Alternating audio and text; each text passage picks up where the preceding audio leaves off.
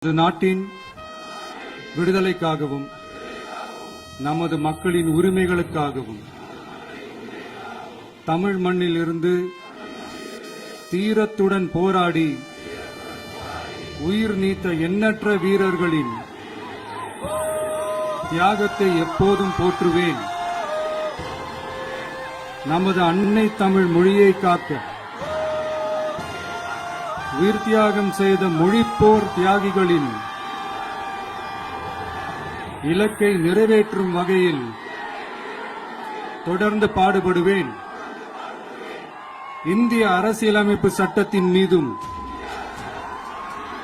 இறையாண்மை மீதும் நம்பிக்கை வைத்து அனைவருடன் ஒற்றுமை, சகோதரத்துவம், மத நல்லிணக்கம், சமத்துவம் ஆகியவற்றை பேணிக் காக்க